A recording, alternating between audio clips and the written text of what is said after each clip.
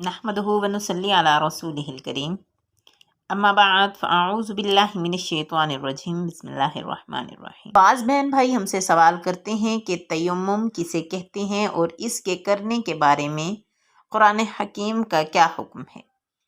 اس کا جواب ہے جی، تیمم کا لغوی معنی قصد اور ارادہ کرنا ہے۔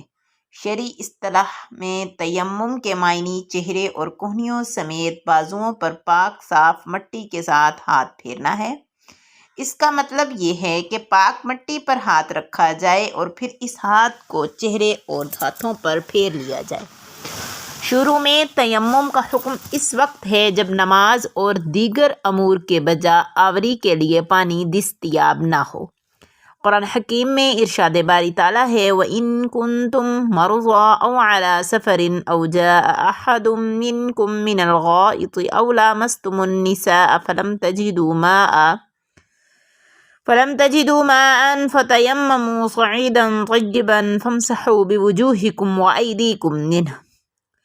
اس کا ترجمہ ہے کہ اگر تم بیمار ہو یا سفر میں ہو یا تم میں سے کوئی رفع حاجت سے ہو یا تم نے اپنی عورتوں سے قربت کی ہو، پھر تم پانی نہ پاؤ تو پاک مٹی سے تیمم کر لیا کرو، بس اس سے اپنے چہروں اور اپنے ہاتھوں کا مسح کر لیا کرو۔ کچھ دنوں پہلے ہماری ایک سسٹر نے ہم سے ایک سوال کیا، وہ کہتی ہیں کہ ہمارے پاس پانی کی سخت قلت ہے، رات میں ہم بستری کی صورت میں صبح صرف وضو کر کے نماز فجر ادا کر سکتی ہوں، تو سوچا آپ کے ساتھ یہ جواب شیئر کیا جائے۔ تو پیارے بہن بھائیوں، جنوبی کے لیے لازم ہے کہ پہلے غسل و طہارت کرے پھر نماز ادا کرے۔ نماز فجر کے قضا ہونے کی خوف صرف وضو کی طرف رجوع کرنا جائز نہیں، کیونکہ اگر آپ کے پاس پانی میسر نہ ہو یا غسل کرنے کی وجہ سے کوئی بیماری لگنے یا بیماری بڑھنے کا اندیشہ ہو تو بجائے غسل وضو کے تیمم کا حکم ہے۔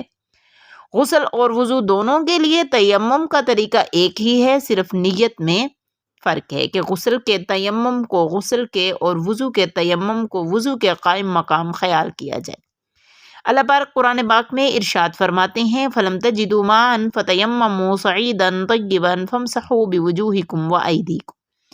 پانی نہ پاؤ تو پاک مٹی سے تیمم کر لیا کرو، اس سے اپنے چہرے اور اپنے ہاتھوں کا مسح کر لیا کرو۔ تیمم کا طریقہ یہ ہے کہ پہلے نیت کریں کہ میں ناپاکی دور کرنے اور نماز پڑھنے کے لیے تیمم کرتا ہوں یا کرتی ہوں، پھر دونوں ہاتھوں کی انگلیوں کو کشادہ کر کے پاک مٹی یا کسی ایسی چیز پر جو مٹی کی جنس سے ہو ایک بار مار کر جھاڑے اور سارے منہ کا مسح کرے کہ کوئی جگہ باقی نہ رہ جائے۔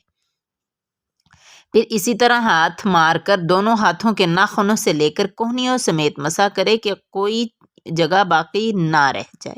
اسے تیمم کہا جاتا ہے۔ جب آپ کے اوپر غسل فرض ہو گیا تو آپ یہ نیت کریں کہ ناپاکی دور کرنے کے لیے غسل تیمم کرتے ہیں، اور اگر آپ نے وضو کے لیے تیمم کرنا ہو تو آپ کی نیت یہ ہونی چاہیے کہ وضو کے لیے تیمم کرتے ہیں۔ وآخر دعوانا ان الحمد للہ رب العالمین۔